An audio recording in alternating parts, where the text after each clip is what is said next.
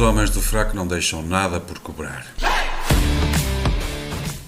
Ora, sejam muito bem-vindos para a segunda parte deste especial 25 de Abril dos Homens de Fraque. Connosco também dois convidados especiais, o Nuno Gonçalo Poças e a Amarilis Felizes. E na noite de preparação da Revolução, a senha foi deixada pelo Gonçalo com uma questão. Estávamos há pouco a falar do processo em curso para atingir algo que foi interrompido, como disse a Amarilis. O que eu tenho dificuldade em entender é, no fundo, são duas coisas. O que é esse algo? Algo que foi interrompido, mas qual era o destino final? Essa é a primeira questão. E a segunda é, em que é que esse destino seria diferente de tudo o que existe, não é? Em que é que essa experiência em que nós estávamos a prosseguir era diferente de todas as outras experiências e de todos os outros países no mundo, não é? Que na sua gênese, de certa maneira, seguiam caminhos semelhantes. O que explica que nós seríamos um caso de sucesso que não se tem visto noutros países que seguiram por caminhos parecidos. E é uma questão para os dois, se calhar mais para a Amarilis. Amarilis, começávamos então também a segunda parte contigo.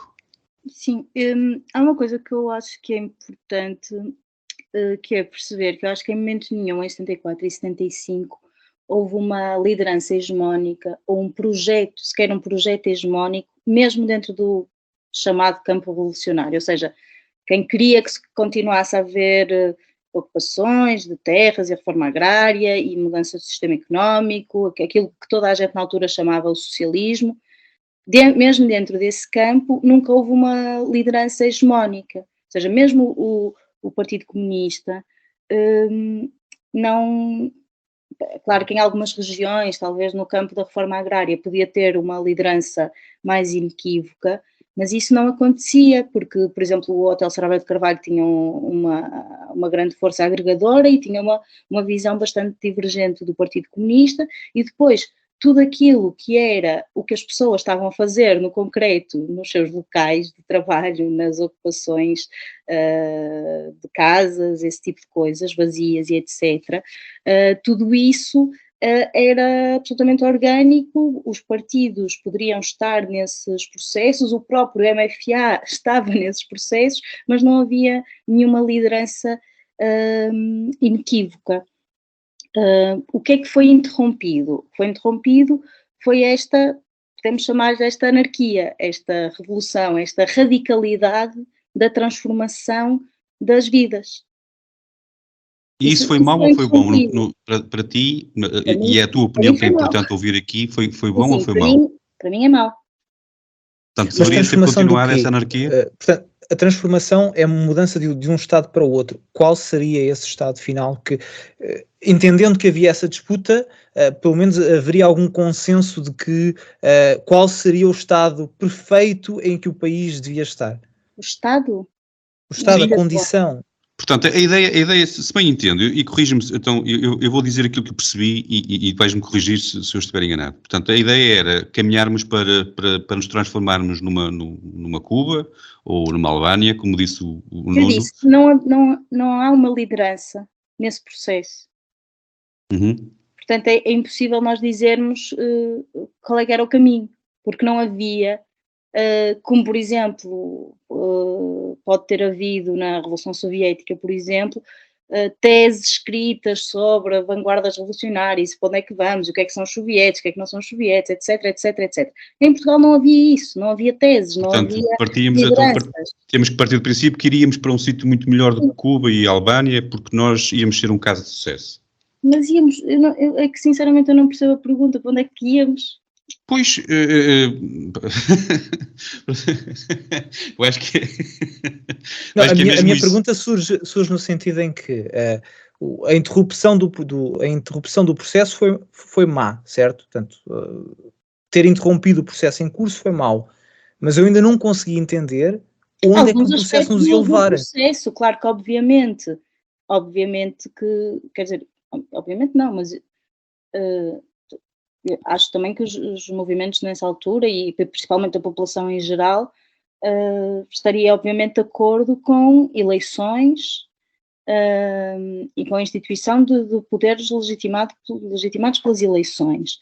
Mas o que não invalida aquilo que se chamava na altura a questão do poder popular. Ou seja, uma democracia mais intensa do que temos hoje em dia. Hoje em dia, as pessoas percebem a democracia como ir votar de 4 em 4 anos, certo? As pessoas não vão sequer a uma reunião de condomínio. As pessoas não se organizam, as pessoas não conhecem os vizinhos, as pessoas não falam com os colegas de trabalho, as pessoas têm burnouts porque não se organizam 3 ou 4 para falar com o patrão e dizer, olha, estás a ter este lucro, contrata mais uma pessoa que nós estamos a morrer. As pessoas não se organizam. E isso tem a ver com democracia. Ou seja, a ideia de que a democracia, um bocado pelas próprias mãos, não estou a falar de tribunais pelas próprias mãos, porque isso não sou a favor, não é? Agora, também houve. Claro que houve, então... Faz parte, não é? Eu acho que faz parte no sentido que estamos a falar de uma revolução. Eu, para mim, acho que morreram poucas pessoas, tendo em conta que vais ver a história da Revolução Francesa, a história da Revolução Russa, a história das revoluções. Morreram poucos. Não é? São revoluções. Não, mas eu já agora deixa-me só dizer uma coisa. Eu falo com uma certa... Se calhar eu tenho mais distância, consigo ter mais distância histórica ou sim, não. Temos todos. Disputas, guerras, violências, são coisas que fazem parte... Não é que eu defenda isso, são coisas que fazem parte da nossa história, da forma como todos os países... Claro que sim, porque as pessoas... Sim, claro que sim, porque o ser humano somos animais e, enfim, é o que é. Mas deixa-me só dizer aqui uma coisa, para concordarem, fui eu que disse. Deixa-me só, para concordar uma coisa com a Marilis, que é relativamente à questão de eu também achar, embora se calhar depois aqui em graus diferentes ou de naturezas diferentes, mas eu também concordo com essa ideia de que, de facto, que as sociedades funcionam melhor se organizarem em pequenas comunidades, se as pessoas limparem o próprio patamar do prédio e se organizarem comunidades de vizinhos, de vizinhança, se envolverem na escola e não sei o que, aquelas coisas todas, em vez de ter uma coisa centralizadora a mandar e não sei o que, eu também concordo plenamente com isso. A questão é que o poder popular de que se falava, de que a Marilis falava, que havia na altura, o poder popular na altura, não era por poder popular coisa nenhuma, tanto que nós chegámos às eleições e as forças que representavam o poder popular foram todas corridas. A questão é que o poder popular era representado precisamente por forças que as pessoas não apreciavam especialmente e que o demonstraram nas urnas. O poder popular era praticado, sim, ou era representado, sim, de facto, por estruturas em que não havia uma hegemónica, embora houvesse uma que era mais preponderante do que as outras, que era o PCP, e depois porque havia uma coisa que antigamente havia à esquerda e que agora a direita também gosta muito de fazer, que é, sentavam-se três pessoas de esquerda a uma mesa e havia 4 correntes diferentes, e por isso é que não havia uma hegemónica. Porque uns eram trotskistas, porque outros eram maoístas, porque outros eram marxistas-leninistas, porque outros eram mais não sei o quê. E por isso é que não havia uma corrente hegemónica, porque a única corrente de força, de peso, de facto, que havia era o PCP, porque o PCP era rigidamente stalinista e era pró-soviético. E o PCP, obviamente, queria colocar Portugal na rota do sovietismo internacional, como é evidente. Tu estás a colocar o PS aonde? Que foi quem ganhou as eleições constitucionais e quem, de facto, foi determinante no processo. O PS era de esquerda, mas o PS era um partido socialista, mas não era um partido sovietizante sequer. O que é que te diz que as pessoas que estavam a fazer as ocupações, que estavam a organizar-se em comissões de moradores, que estavam a ocupar as 3.000 empresas que foram ocupadas, quem é que diz que essas pessoas não votaram no PS, não votaram no PSD na altura? Quer dizer, é possível que sim, mas esses partidos eram contra as ocupações. Esses partidos eram contra as ocupações. Se as pessoas queriam as ocupações e votaram nesses partidos, é porque as pessoas eram burras. Pá, desculpem lá. É tão simples quanto isso. Se as pessoas queriam ocupações e votaram nos partidos que não tinham ocupações, era porque as pessoas eram estúpidas. Mas os partidos tinham ocupações. Os partidos não tinham ocupações. Quer fazer ocupações. Não, os partidos eram contra. Se as pessoas queriam ocupações e votaram nos partidos que eram contra as ocupações, qual é a lógica disto? Eu não sei se o PS dizia à boca cheia que era contra as ocupações. Não era. O PS nunca organizou ocupações de propriedade. Não eram os partidos que organizavam as ocupações, eram as pessoas. Sim, mas nós sabemos que as pessoas muitas vezes têm os partidos a empurrar. Diogo, tu já tens a tua mão levantada há algum tempo, deixa-me ouvir-te um bocadinho. Diz lá o que tens para dizer. Não tinha, eu estou, tal como o Gonçalo, estou fascinado a assistir ao debate, acho que foi muito bom termos promovido esta discussão aqui, apenas queria retificar-me a mim próprio e aceitar a correção do Nuno. De facto, o Pedro Adão e Silva já não é o organizador das festividades dos 50 anos do 25 de Abril. É a Ou seja, Marina ele assumia de facto o Ministério da Cultura não tinha associado que não seriam cargos cumulativos, se calhar por causa do salário. Mas também, vocês fazem ideia quem está a organizar isto e se está a receber os mesmos 5.000 euros do Pedro Adão e Silva? Alguém sabe quem é? Não, é a Marina Rezola, pá, não faço ideia. As festividades começaram agora, não foi há relativamente pouco tempo, as festividades oficiais. Não, tem havido uma série de eventos, uma série de iniciativas e não sei o quê. Procurem no site que vale a pena. Sim, sim. Eu vou aproveitar até aqui vamos receber o Lula. Mas eu até vou aqui aproveitar para usar uma citação do Pedro Adão e Silva na procura de notícias em que ele refere, foi uma proposta para que o 25 de novembro fosse celebrado juntamente com o 25 de abril, nas mesmas festividades, e ele rejeitou, e não rejeitou por aversão política à data do 25 de novembro, mas diz ele, porque de facto não há esse conhecimento popular, e é uma data que não congrega e que é uma data polémica. E isto remete novamente àquilo que eu disse há pouco, que é, nós, segundo eu percebi, o 25 de novembro pode ser percebido como uma continuidade do 25 de abril, e como sendo parte do mesmo processo de democratização.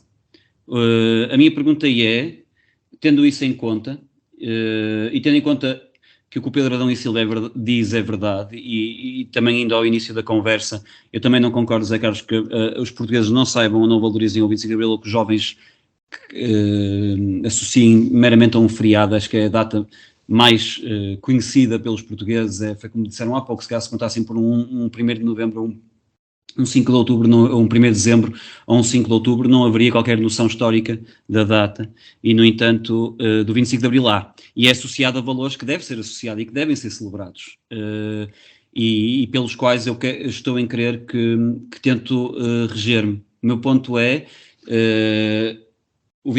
quer a data do 25 de abril, quer a data do 25 de novembro estar a ser usado como arma de arremesso político neste momento,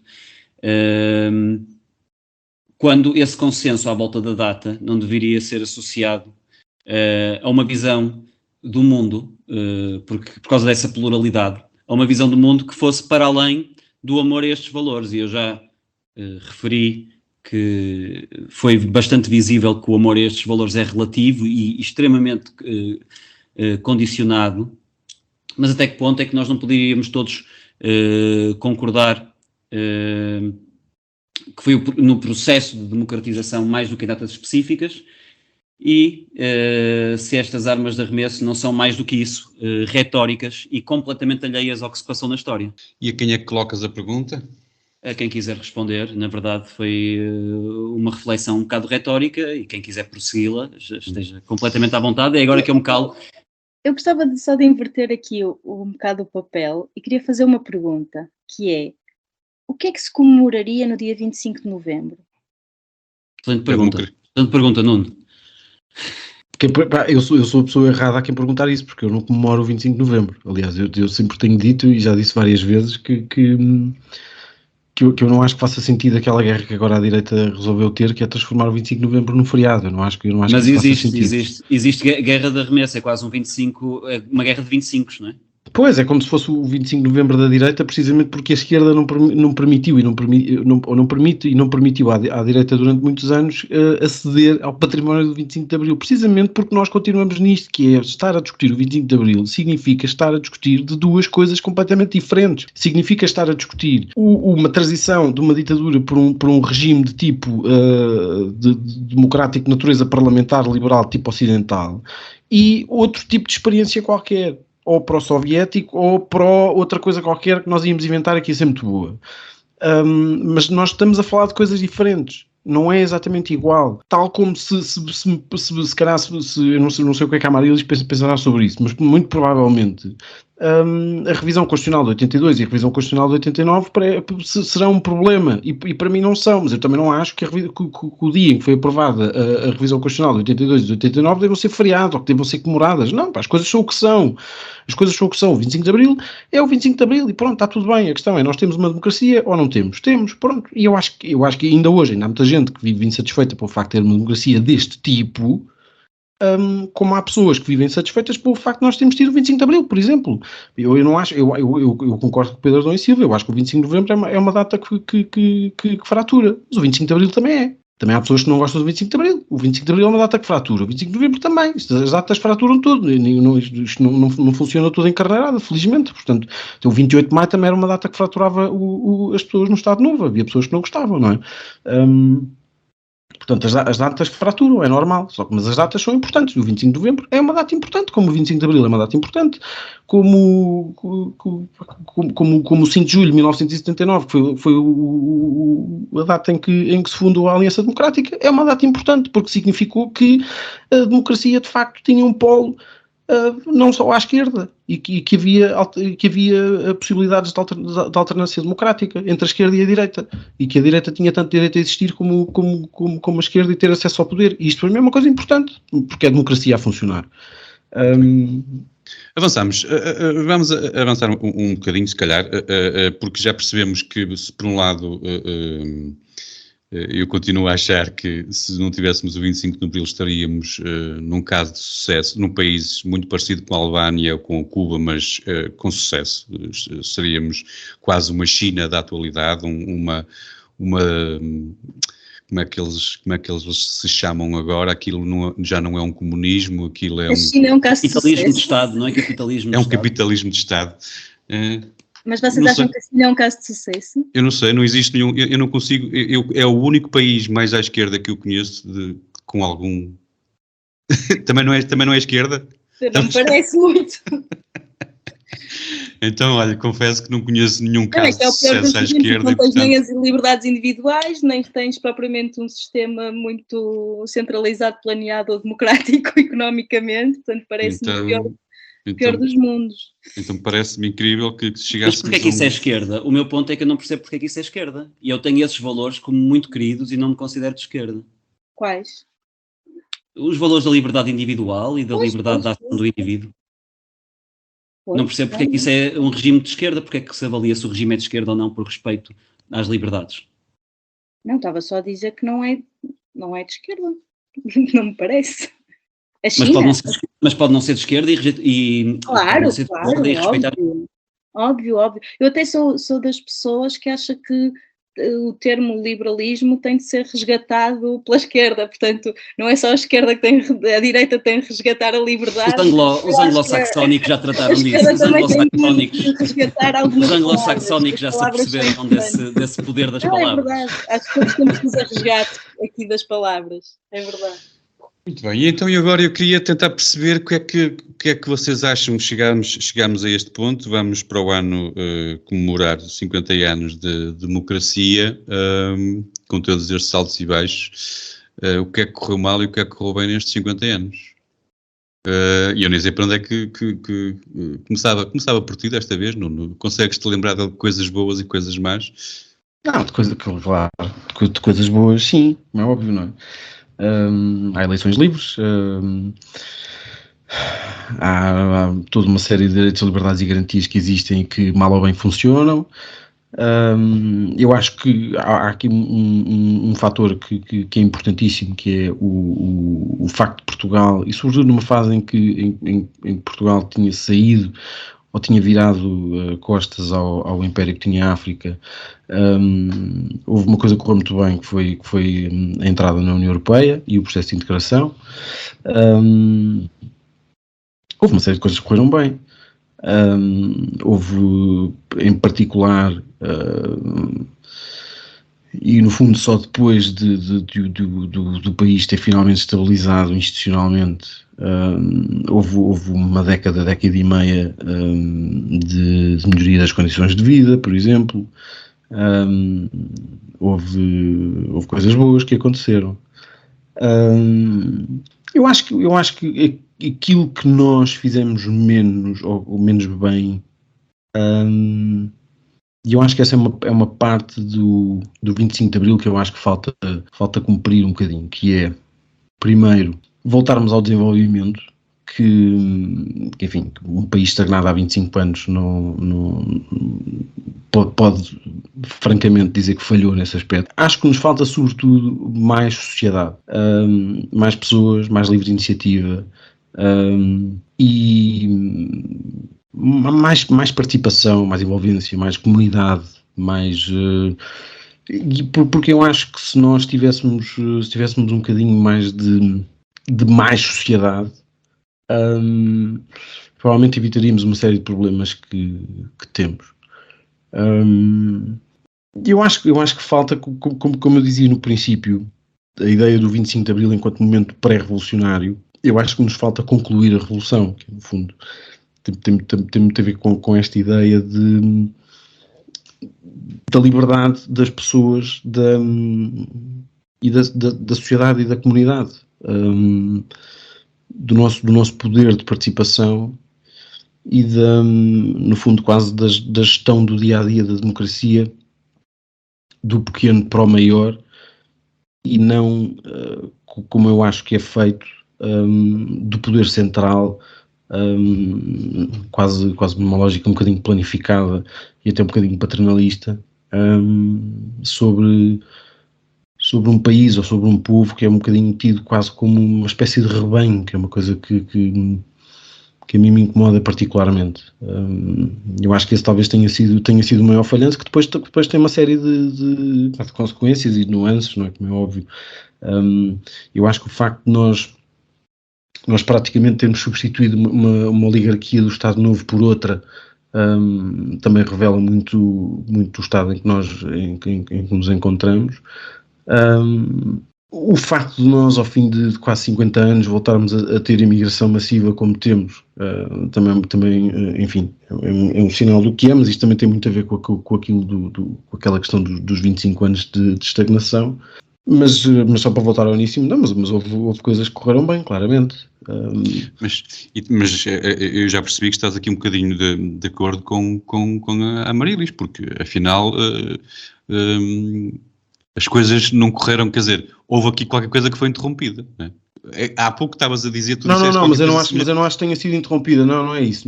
Eu acho que o processo, não, mas é que a diferença é que a Marilis acha que o processo foi interrompido a 25 de novembro. Eu acho que o processo não foi concluído, ou seja, não acho que ele tenha sido interrompido. Eu acho que o processo de democratização foi feito, teve os seus passos, e não foi mais aprofundado, ou seja, eu acho que era preciso depois continuar a dar saltos no sentido de nós nos tornarmos uma democracia, sei lá, que eu preferia, mais no sentido daquilo que é, embora não haja regimes perfeitos e não há democracias perfeitas, mas eu gostava de ter uma democracia mais parecida, sei lá, com a democracia inglesa, com a democracia americana, com a democracia francesa, enfim,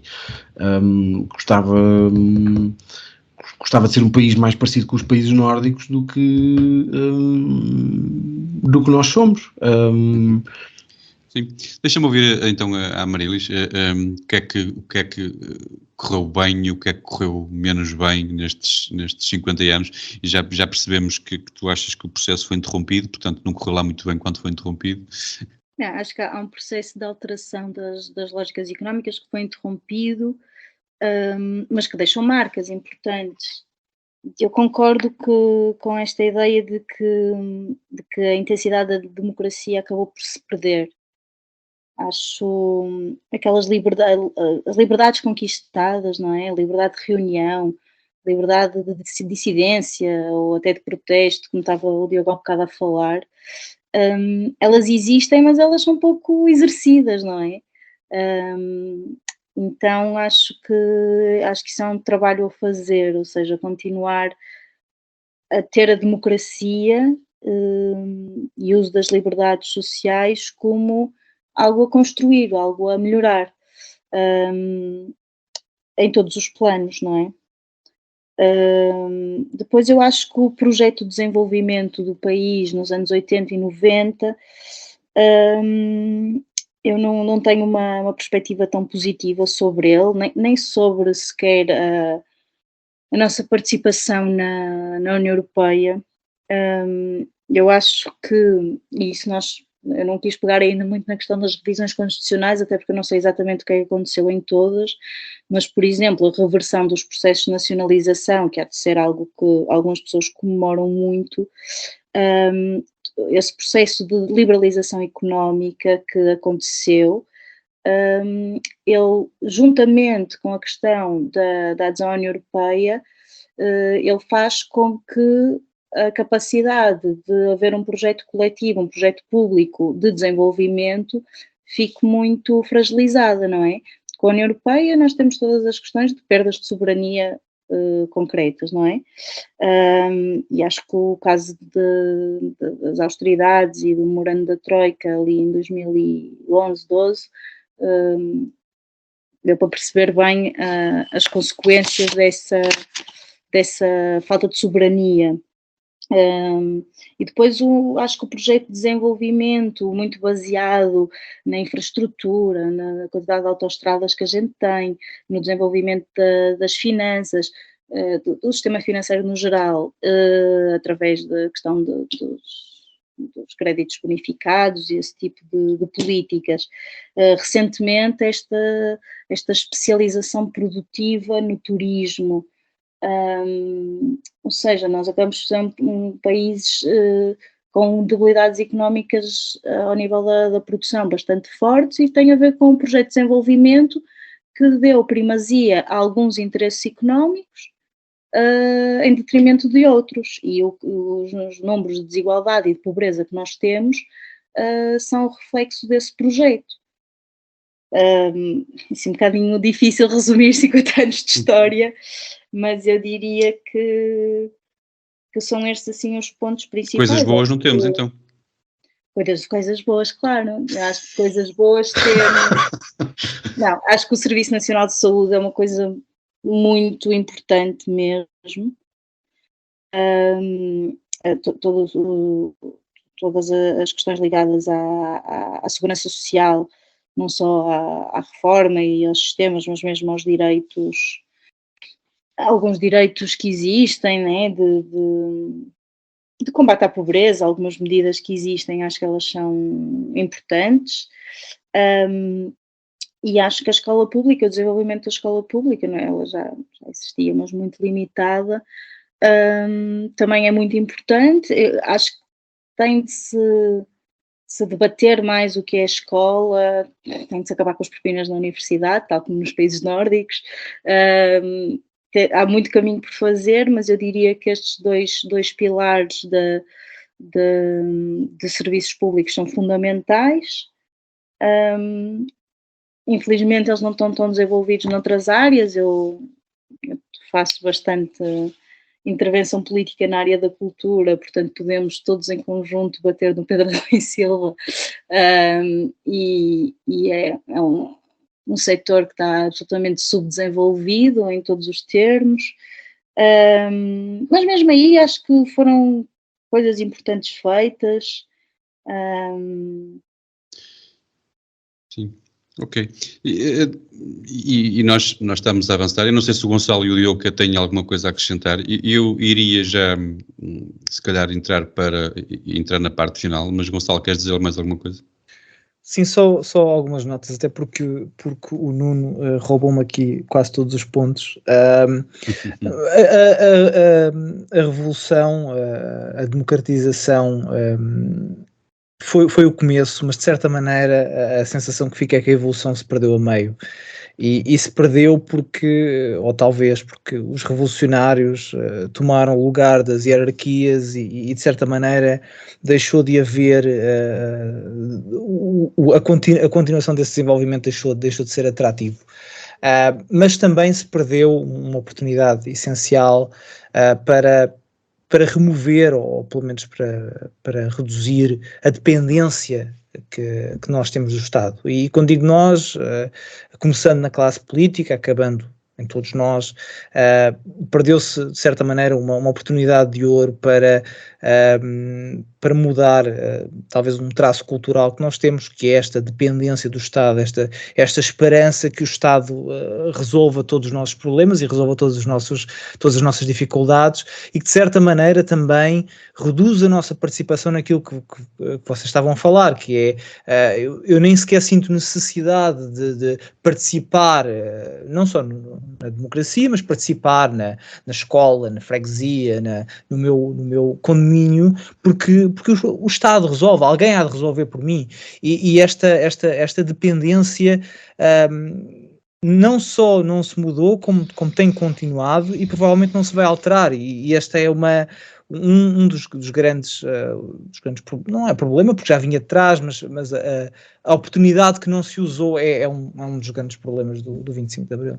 Muito bem, avançamos então e deixem-me aqui, só na parte final então, tentar perceber se nós temos um 25 de... Eu já percebi que a Marilis não acha que temos um 25 de Abril muito forte, está tudo menos bem. Eu iria começar, e quando digo 25 de Abril forte, agora quer de um lado da barricada, quer do outro lado do muro, tem-se ouvido dizer que existem perigos que estão a aumentar. E a minha pergunta é se temos um 25 de Abril que aguente os perigos da extrema-direita que tenha acontecido nos outros países, se a corrupção, que parece ser já uma instituição em Portugal, se não vai minar tudo isto por baixo. Qual é a vossa sensibilidade? Ou então, às vezes, nas discussões, sempre que chega a esta altura do ano, aquilo que me dá a entender, eu fico sempre com esta sensação de que nós parece que precisamos de fazer uma outra revolução. Não, eu não acho que seja preciso fazer revolução nenhuma. Eu acho que as pessoas precisam ter juízo. Só isso já é uma grande revolução. Não, eu acho que esta conversa dos últimos anos, que eu em parte subscrevo, relativamente ao crescimento dos populismos, das ideias mais radicais, etc. Até porque a democracia tal qual eu a vejo é obviamente uma democracia em sentido polarizador, portanto em que há duas visões diferentes do mundo, da sociedade, do Estado, da comunidade e da forma como nós interagimos, em que todos estes fatores interagem uns com os outros. Numa democracia obviamente tem que haver dois polos diferentes neste sentido, mas estes dois polos têm que agir dentro de um quadro de moderação e de relativa concórdia relativamente a determinadas coisas, nomeadamente relativamente ao princípio democrático por si só, ao princípio da liberdade, ao princípio da maioria, ao princípio da transparência, ao princípio do respeito, da solidariedade, enfim, uma série de coisas que são importantes. Há bocado disseste uma coisa que eu achei muito interessante: nós precisamos de mais sociedade. O que é que tu queres dizer com isso? A culpa da forma como as coisas estão é de quem? É nossa? Só nossa? Só nossa neste sentido.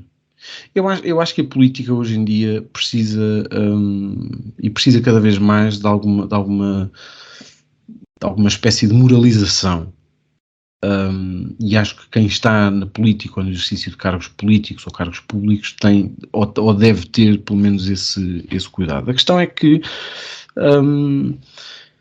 estas pessoas não vêm do além, não é? Estas pessoas são produto também da própria sociedade, e eu acho que o facto de nós nos envolvermos pouco, o facto de escrutinarmos pouco, o facto de termos também um país e uma democracia que é altamente centralizadora, não nos ajuda a avançar e a tornar as coisas um bocadinho melhores nesses aspectos da transparência, da agilidade, da participação. E isto revela-se em muitos setores, ou seja, na educação, na saúde também, mas eu acho que na educação, sobretudo, acho que nós temos muito pouca participação dentro das comunidades escolares, temos muito pouca participação naquilo que é a nossa vida comunitária. Eu se calhar, eu queria... Não, eu vou deixar esta história para depois no fim, para a despedida, vou contar uma história que eu acho que ajuda a explicar um bocadinho isto, mas basicamente a ideia é essa, ou seja, voltando só atrás e tentando fechar isto muito rapidamente antes de passar a palavra, claro que a democracia tem perigos, não é? E hoje em dia, como eu estava a dizer, a polarização passou quase os limites, não é? Mas passou-os para todos os lados. Há países onde os perigos vêm dos populismos mais à direita, há países onde vêm dos populismos mais à esquerda, nós também os tivemos, também os continuamos a ter, etc. Mas eu acho que depois no fundo é tudo um bocadinho isso, ou seja, nós temos pouca participação, temos pouca sociedade e depois reagimos quase animalescamente, quase como uma manada furiosa, que depois se agarra à primeira coisa que vem para resolver problemas, que no fundo depois não resolvem problemas nenhuns, mas enfim. Mas é preciso uma revolução. Não é preciso fazer revolução nenhuma, isto não tem que se baralhar e voltar a dar, não tem que se virar o jogo a mesa do jogo ao contrário. Acho que é preciso fazer, mas isso eu sou muito pouco ambicioso nesse sentido, por isso é que eu não sou revolucionário, por isso é que eu não sou de esquerda. Eu acho que as coisas dependem mais daquilo que nós fazemos na nossa esfera individual, no nosso dia-a-dia, do que em grandes planos megalómanos que resolvam seja lá o que for. Eu faço porque é possível. Maria Elisa, é preciso fazer uma revolução, dar-nos continuidade àquilo que foi interrompido. Eu continuo a assistir na mesma tecla. Não há propriamente muitas condições objetivas para fazer uma revolução neste momento. Acho que a história tem os seus processos, não é? Uma coisa é um derrubo de uma ditadura, depois de anos de guerra colonial. Outra coisa é, neste momento, querer fazer, sei lá, pôr em causa eleições ou esse tipo de coisas. Acho que nós temos de... Mas eu acho que a organização económica tem de ser e deve ser transformada revolucionariamente, porque é virar o sistema ao contrário, não é? Porque acho que só isso é que traz justiça para as pessoas. Agora, o que eu acho que nós devemos fazer e que eu sou mais otimista quanto à capacidade das pessoas de saberem o que querem e de se organizarem, só que eu acho que há impedimentos materiais concretos à também a organização das pessoas, cada vez mais tem a ver com a conjugação dos trabalhos, com as vidas pessoais, com a forma como o tempo está acelerado hoje em dia. Eu acho que isso também tem sido muito prejudicial à organização das pessoas. Agora, o que eu acho também que é importante nós percebermos que o 25 de Abril é uma coisa que é para ser trabalhada, para ser feita. O 25 de Abril, a democratização, eu acho que o 25 de Abril é anticonservador, por princípio, e eu acho que nós temos de nos livrar de algumas coisas mais profundas. O Nuno falava de moralidade, eu falo talvez de valores. Eu acho que há alguns valores que vêm dos nossos 40 e tal anos de ditadura que nós temos de nos livrar e que não nos livramos nos últimos 50 anos. E falo de valores de reverência e obediência, de valores de cada macaco no seu galho, de valores de que há pessoas que têm mais direito à palavra que outras, o valor do respeitinho em vez do valor do respeito. Eu não sei se me estou a fazer entender, não é? Mas há muitas coisas, e mesmo no campo cultural, vocês saberão que o António Ferro é um dos inventores do Estado Novo e que inventou quase o nosso país, não é? inventou todos os monumentos que nós temos, os castelos que nós achamos que são antigos, foram todos construídos nos anos 30, todo o nosso folclore foi inventado, não é? E muitas vezes eu estou a ver manifestações culturais hoje em dia que têm esse cheirinho, não é? A propaganda. Portanto, eu acho que nós temos de fazer também eu vou dizer isto, estávamos há um bocado a falar da China, não é uma revolução cultural, mas não estou a falar da revolução cultural chinesa, uma revolução aqui nestes valores, não é? Que são a hegemonia, não é? Que estão absolutamente dentro de nós, não é? E temos de começar a ser realmente anti-autoritários. E aí eu acho que nos podemos encontrar em lugares muito diferentes desta coisa esquerda-direita, apesar de eu achar que a dicotomia esquerda-direita obviamente que existe, não fosse eu economista e não centrasse muito as coisas no plano económico também. Não sei. Eu percebo, eu percebo é que tu, afinal, sim, tu queres mesmo uma outra revolução. Com certeza. Porque eu acho, deixa-me só dizer uma coisa. Eu acho, e no seguimento daquilo que eu estava a dizer há pouco, mas também naquilo que a Marilis disse agora, eu não acho que, tal como não acho que os portugueses sejam assim por causa do regime, também acho ao contrário, ou seja, a ditadura não transformou os portugueses em X ou Y. Eu acho é que a ditadura foi a ditadura porque os portugueses eram X ou Y. E neste momento a própria democracia também está no estado em que, eu acho que isto é uma coisa mais ou menos consensual, em que toda a gente acha que está, por nossa responsabilidade. Mas tu aí estás a partir do princípio que as pessoas têm todas o mesmo poder. E isso não é verdade, as pessoas têm poderes simbólicos, poderes económicos muito diferentes umas das outras, e tens claramente uma minoria que governa uma maioria. Pois, mas isso é democracia, não é? Há uma minoria de pessoas que exerce o poder momentaneamente, mas nós temos o poder de fazer de a substituir, e temos o poder de nos envolver. E temos o poder na nossa esfera, de fazer aquilo que é possível. Obviamente, quer dizer, não podemos ser 10 milhões de pessoas a governar, não é? Ora bem, o Diogo quer dizer alguma coisa só para... Diogo, tens que abrir o microfone. Lamento imenso sou um troglodita tecnológico. Dizia eu que queria intervir porque já era para fazer este ponto há pouco e aproveito e faço até quase em jeito de reflexão final da minha parte. Eu devo dizer e fazer aqui alguma apologia, porque eu devo dizer que partilho muito daquilo que é a visão romântica que a Marilis tem da Revolução, da data de 25 de Abril e da Revolução no geral. Está-me no sangue, da Revolução contra elites corruptas, da Revolução de mentalidades da população, e até partilho seriamente das preocupações com a perda de soberania associadas à União Europeia e a outras organizações internacionais. Nós estamos a sofrê-la agora mais do que nunca. Nós vivemos num país em que os governos adoram fazer vénias na Europa e muito fraco a nível diplomático internacional, enfim, porque somos paupérrimos a todos os níveis. E nessa medida eu adorava que a Europa, a ditadura europeia sofresse essa revolução. Estou a contar com os franceses, né? Eu acho que a União Europeia deve implodir, e digo... e porque isto é tudo contextual, e nós estamos a falar há pouco, e é verdade que o contexto histórico é tudo quando nós estamos a avaliar, sobretudo a avaliar ideias.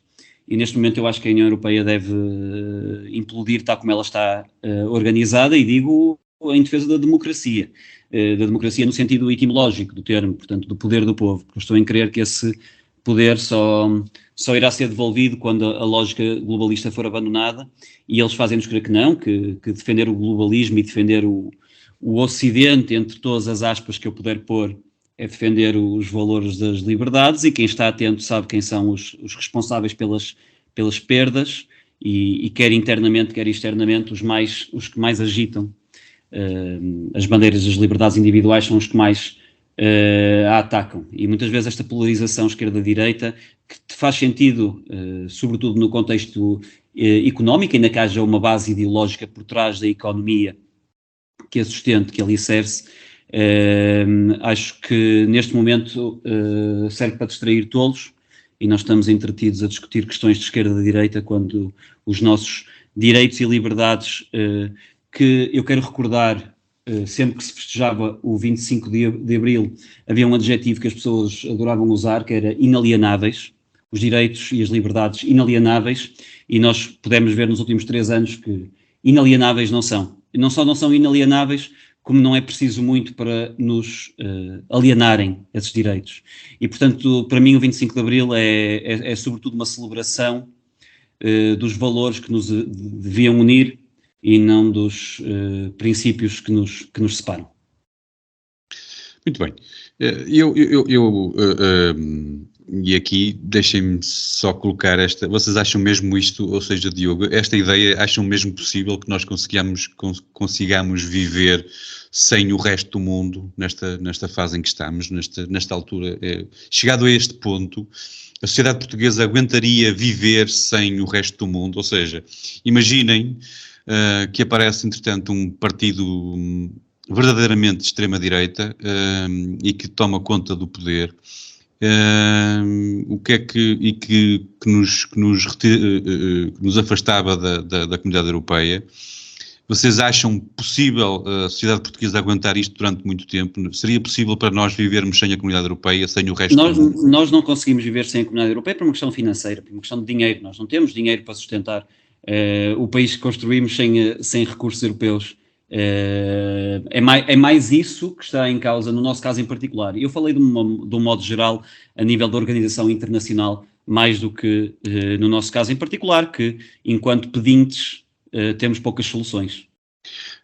Mas já agora gostava de ouvir os outros. Acham que isso poderá acontecer no futuro? É possível? Acham mesmo possível que a sociedade portuguesa estaria preparada para viver sem a comunidade internacional? Nuno? Não, resta saber o que é que será a comunidade internacional. Eu acho que nós estamos a viver uma fase em que precisamente a comunidade internacional se está a transfigurar e a criar novos polos.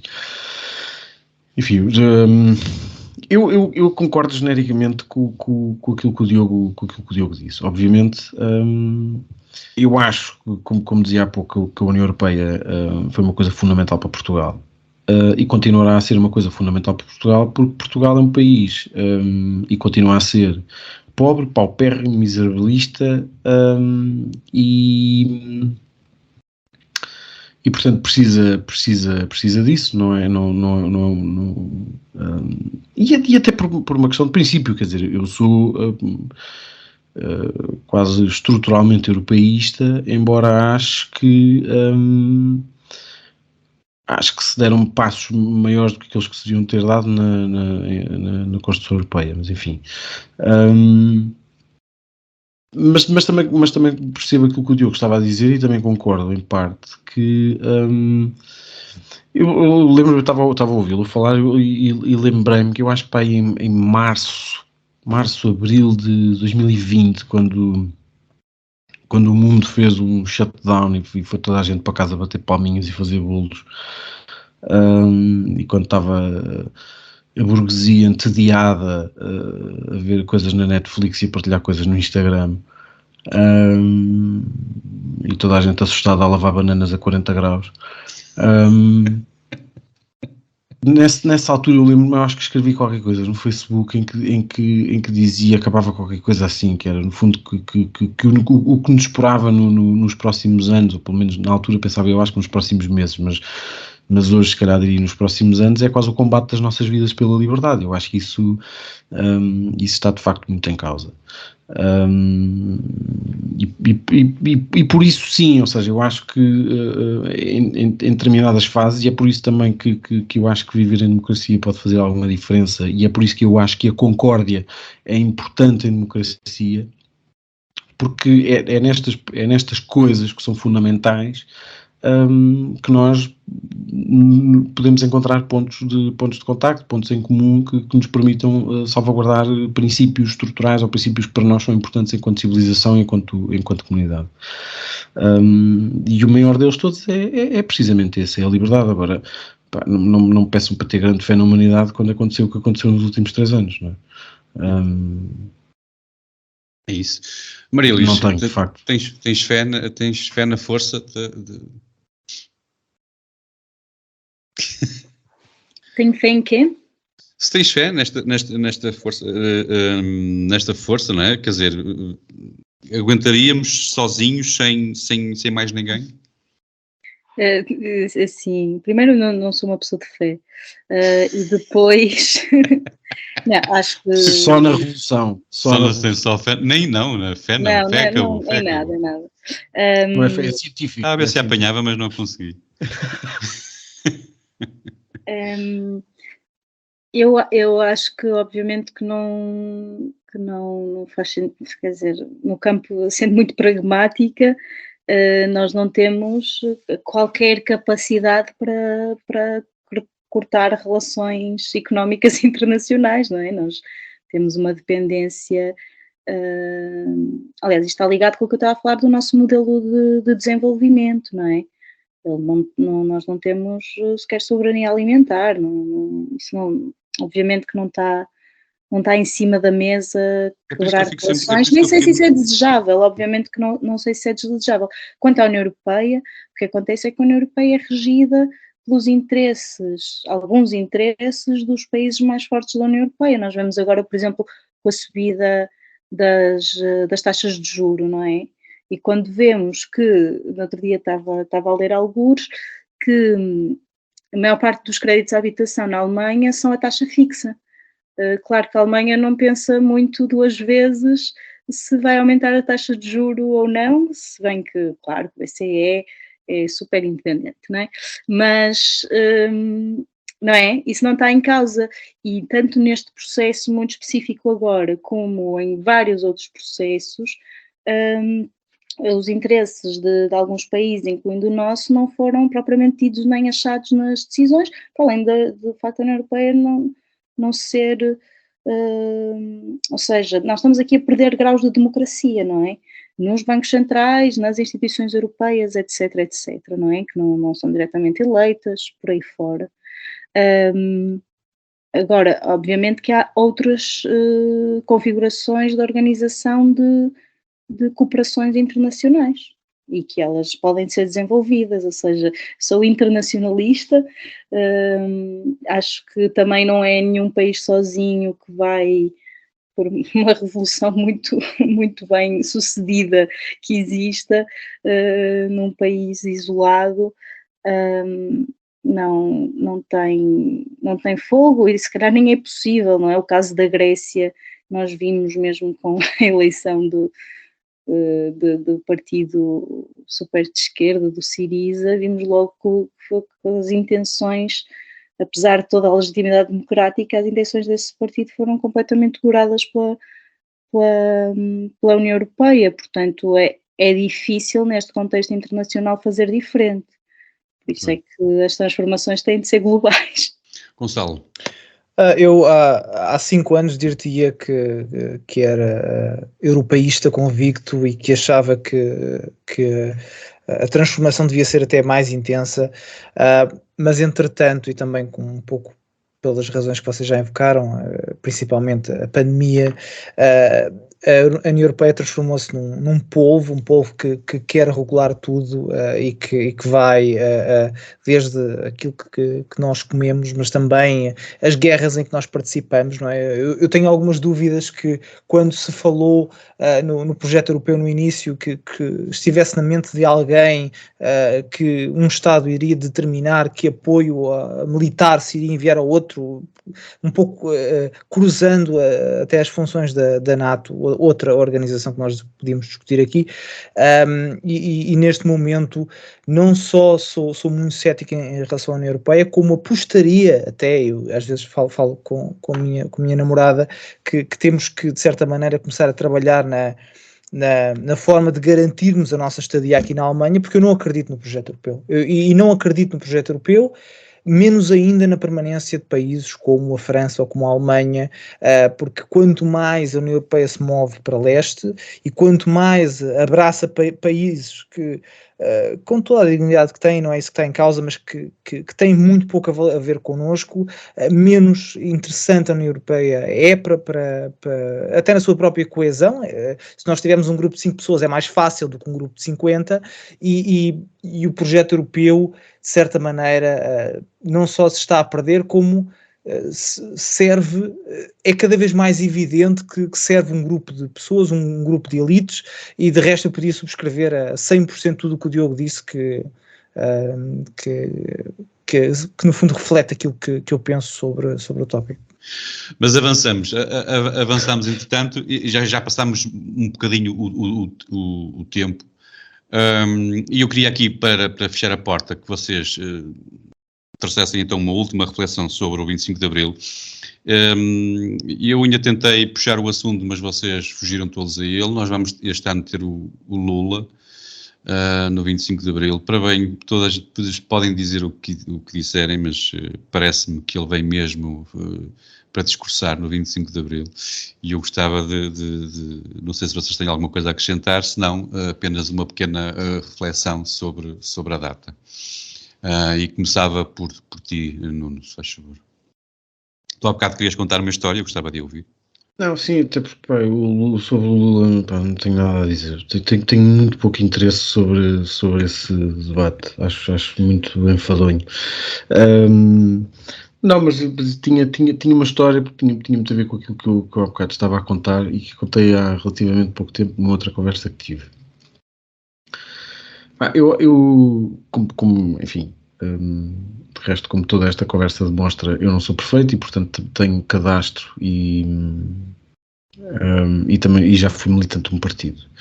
E nessa vida eu fui membro de uma Assembleia de Freguesia e fui membro de uma Assembleia Municipal. E eu lembro-me que eu acho que foi numa das retas finais do mandato de uma Assembleia Municipal, em que, num daqueles períodos abertos à população, estava lá um senhor que esteve ali uma série de tempo à espera para falar, e que depois, quando finalmente conseguiu ter voz, disse que já tinha ido à junta de freguesia, e que já tinha ido à Câmara, e que já tinha não sei o quê. E então, basicamente, o senhor tinha ido lá queixar-se de uma coisa muito simples. O senhor vivia ao lado, era uma casa térrea, vivia ao lado da capela mortuária lá da freguesia dele. E então queixava-se muito porque cada vez que havia velórios, à noite, no dia a seguir, ele acordava e tinha a porta de casa cheia de beatas de cigarro. E então foi à Assembleia Municipal para pedir à Câmara ou à Junta ou a alguém que o quisesse ouvir, para disponibilizar, para resolver o problema dele, basicamente. Mas depois gerou-se ali eu lembro-me perfeitamente daquilo, porque este momento para mim foi de facto marcante, porque eu lembro-me de estar a ver o Presidente da Câmara, os vereadores da oposição, todas as bancadas da Assembleia Municipal, de todos os partidos, da esquerda à direita, estava toda a gente preocupadíssima com o problema daquele homem, de facto dizer que aquilo era uma pouca vergonha, não sei o quê, que ninguém tratava do problema. E eu lembro-me de olhar à volta, e a única coisa que estava na minha cabeça era, sem retirar a razão ao senhor, porque de facto as pessoas que lá estavam, ou que iam lá aos velórios, não tinham obviamente de deitar as beatas para o meio da rua, muito menos para a porta dele. Mas a única coisa que me ocorria era, mas porquê é que o homem não compra um cinzeiro e põe lá à porta? Porquê é que o homem não varre o pátio? E aquilo para mim eu acho que foi talvez a pergunta mais importante, foi talvez o momento mais importante daqueles anos em que eu tive participação partidária. E eu acho que é um bocadinho isso, ou seja, se nós não somos capazes de resolver um problema que é comunitário, que era falar ali com uma série de pessoas no bairro e dizer vamos todos comprar a porcaria de um cinzeiro de pé, ou pregar um cinzeiro à parede da capela mortuária, pôr lá uma placa a dizer, por favor, deitar aqui as beatas, ou então levantar de manhã, pegar uma vassoura e varrer as beatas. Eu acho que de facto nós não estamos preparados para muito mais do que isto, não é? Portanto, vamos continuar nesta lenga-lenga que é passar a vida a queixar-nos do político A, B ou C, que não fez e que não faz e que não sei o quê, quando no fundo, quer dizer, isto é um bocado aquela conversa que é, pá, como os miúdos de 15 ou 16 anos querem salvar o planeta e que não arrumam o quarto, não é? Lá está. Mas E nós que somos adultos acho que temos um bocadinho de fazer exatamente a mesma coisa. O Gonçalo já foi há pouco disse uma coisa parecida a isto, mas é um pouco isto. Nós não estaremos, a sociedade portuguesa não está habituada a que seja o papá-Estado a resolver tudo, neste caso seja o Estado Central, seja a Câmara, seja a Junta de Freguesia. Nós parece que estamos sempre à espera que seja mas esse é que é o problema. E eu acho... quem é que nasceu primeiro? Fomos nós que somos já... os portugueses são assim? Ou foi, entretanto, um Estado ou uma classe, uma elite política que nos foi habituando a isso? Não sei, até porque isso é a história muito longínqua. Era assim, no tempo da velha senhora? Nós estávamos à espera que o Estado fizesse tudo? Não te lembras, pois? Ninguém te contou? Não, mas quer dizer, daquilo que eu acho que a sociedade não era estruturalmente muito diferente daquilo que é hoje em dia, com nuances, mas nesse aspecto acho que não. E é por isso é que eu dizia há bocado que eu não acho que os portugueses sejam assim por causa da ditadura, eu acho que a ditadura foi assim por causa dos portugueses. Pois é isso. Deixa-me ouvir antes de passar então a Marília, o Gonçalo, tens alguma nota final a acrescentar?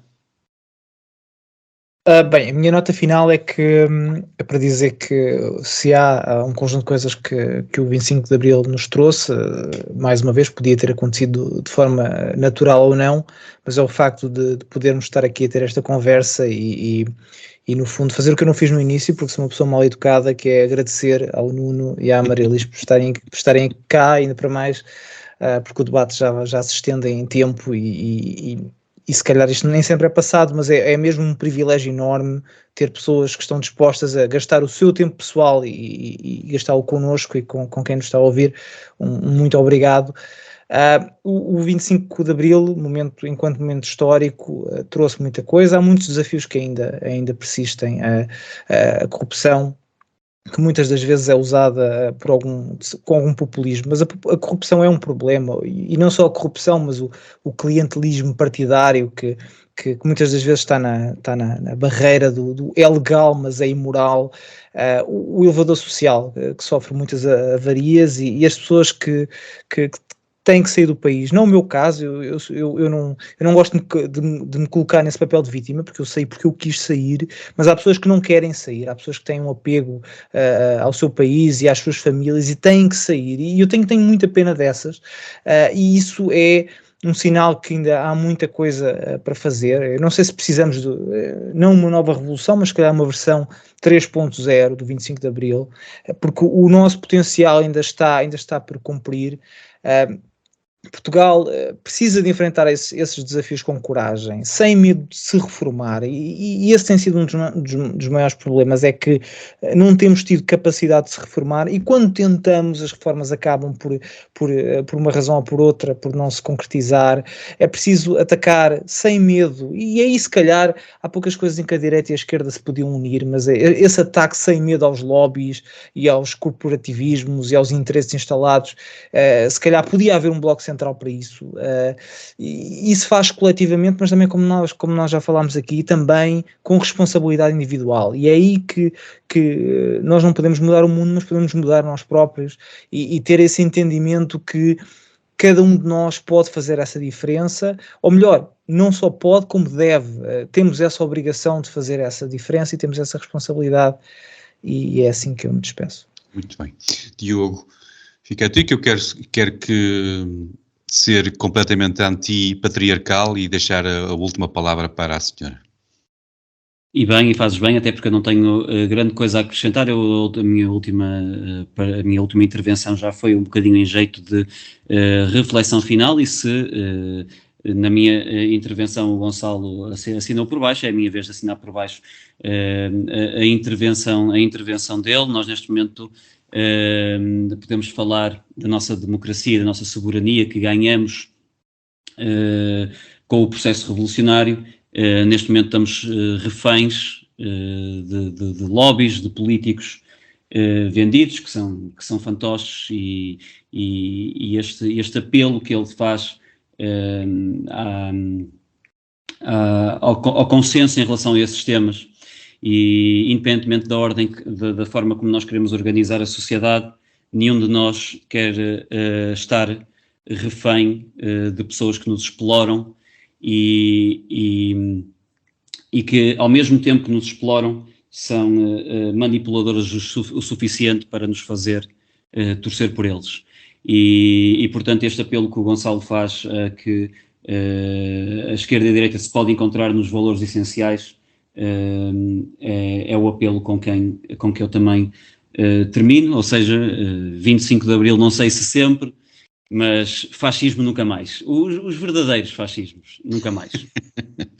Muito bem, fechamos então com a opinião da Amarilis. Amarilis, o teu último ponto, uma pequena reflexão, alguma ideia. Espero que não digas que seja preciso comemorar o 25 de Abril como os americanos comemoram o Dia da Ação de Graças.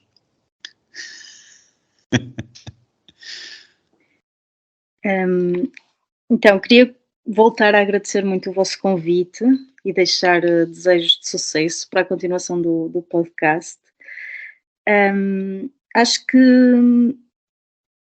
há valorações diferentes das conquistas do 25 de Abril. Ou seja, acho que há pessoas que valorizam mais umas coisas, outras.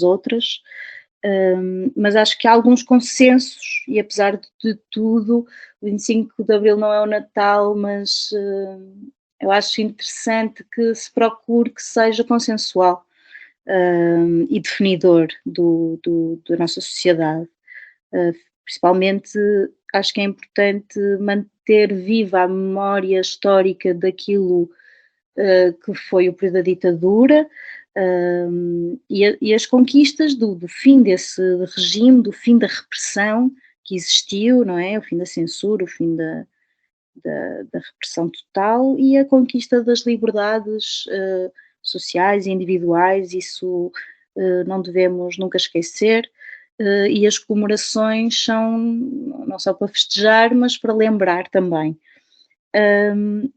Acho que, como em todos os processos, o processo que seguiu ao 25 de Abril foi um processo particularmente intenso de disputas de interesses conflituantes que permanecem na nossa sociedade, e face a interesses conflituantes, acho que cada um de nós, individualmente e também de forma coletiva, cabe-nos a nós escolher um lado, não é? Nessa disputa de interesses. Portanto, queria aqui também desromantizar um bocado esta ideia unificada. Também acho que é muito importante para a reflexão sobre o que é que hoje temos de tirar de todo este processo.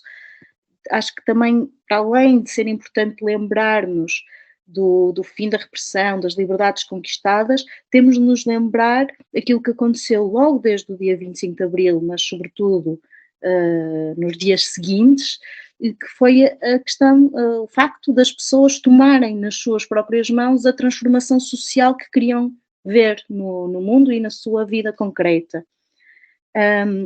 E, portanto, eu acho que nós temos de saber que, de facto, não há cá direitos alienáveis, não há cá direitos garantidos, não está nada garantido, e que não só para garantir aquilo que queremos garantir, mas para aprofundar aquilo que há para aprofundar, temos de participar. Ou seja, acho que o 25 de Abril e a comemoração também serve para nos lembrar do nosso próprio poder.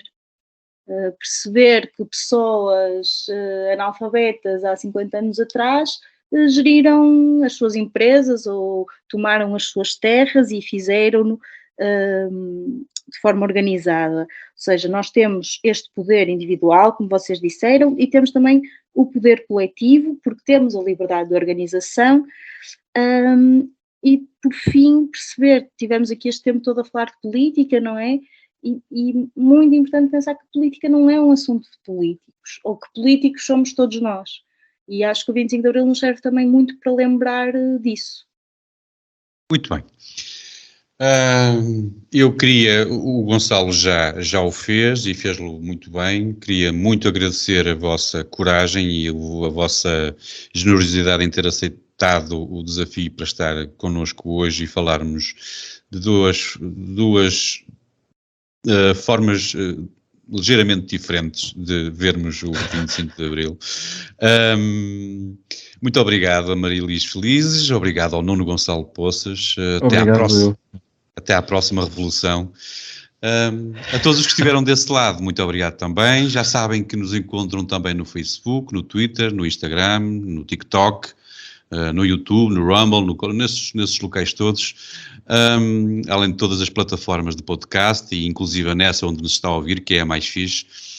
Subscrevam, deixem um comentário, desopilem. Nós somos como um bom psicólogo, mas de graça, ou seja, somos psicólogos porque ficamos caladinhos, não damos soluções nenhumas e antes perguntamos a quem nos está a ouvir o que é que acham realmente que devem fazer. No entanto, somos muito mais baratos porque não cobramos nada, portanto, nós voltamos para a semana. Até lá, o 25 de Abril... Já estou como o Diogo, 25 de Abril para sempre, não sei se para sempre, mas fascismo nunca mais. Uma boa semana para todos. Até para a semana. Estou no TikTok, pá.